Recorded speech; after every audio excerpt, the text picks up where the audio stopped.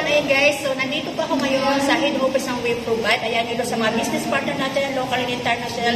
Ngayon guys, kasi may i-interviewin tayo, isa sa mga top earner dito sa We Provide guys, na kasi sobrang naaamis ako sa tao ko. So tatanungin natin, so paano niya ginagawa si We Provide at bakit nandito siya sa top ngayon ng We Provide. Guys, ito po yung ating isa sa mga top earner dito sa We Provide.